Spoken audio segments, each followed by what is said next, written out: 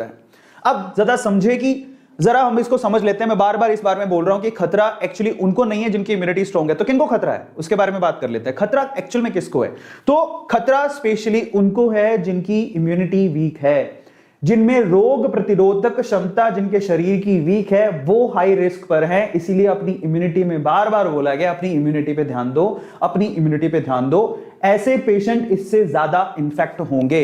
In fact मैं आपको बताता हूं, टीओआई का एक आर्टिकल है जिसमें इंटरव्यू में ये किनका है, एम्स के जो चीफ हैं उन्होंने भी ये कहा है, misuse of steroid major cause behind the black fungus. क्या हो रहा है कि अगर आप ध्यान से देखो तो कोरोना का जब ट्रीटमेंट किया जा रहा है उसमें स्टेरॉइड्स का इस्तेमाल भी किया जा रहा है। अब हम क्या कर सकते हैं, कोरोना से बचे, इधर कुआं उधर खाई। अब कोरोना के ट्रीटमेंट में स्टेरॉइड इस्तेमाल हो रहा है और वही स्टेरॉइड हमारी इम्यूनिटी को भी डाउन करता है और उसी वजह से हम लोग ब्लैक फंगस के भी शिकार हो सकते हैं।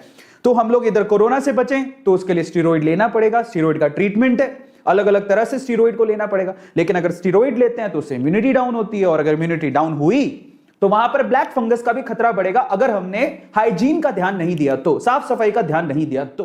समस्या बड़ी है, ठीक है, अभी दिख नहीं रही है लेकिन वो बड़ी है। इसके अलावा कौन कौन रिस्क पर है? Specially patient with recent organ transplant.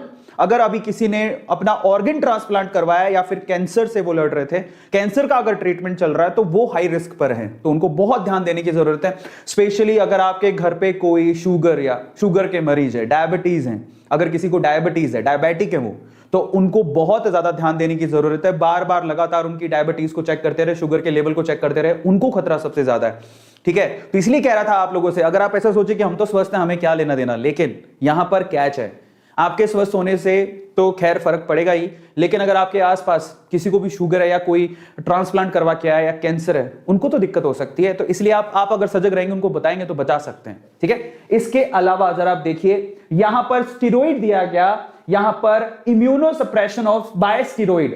कई बार होता है हमें ट्रीटमेंट के लिए क्या करना पड़ता है, इम्यूनो सप्रेशन करना पड़ता है, वो भी स्टेरॉइड के थ्रू। लेकिन जो स्टेरॉइड ले रहे हैं बेसिकली उनको इसका खतरा काफी ज्यादा है। और इसके अलावा सबसे इंपॉर्टेंट चीज जरा समझिए, जो कोरोना की वजह से या किसी और वजह से जो भी है, सांस के संबंधी कोई भी बीमारी अगर आपको, और अगर आप हॉस्पिटलाइज हैं, स्पेशली कोरोना जो भी इस वक्त चल रहा है, ठीक है, वो जो एक रेस्पिरेटरी प्रॉब्लम है स्पेशली, अगर उस वजह से आप हॉस्पिटलाइज हैं तो वहां से भी आपको फंगस, ब्लैक फंगस होने का खतरा है, ब्लैक फंगस से इंफेक्टेड होने का खतरा है।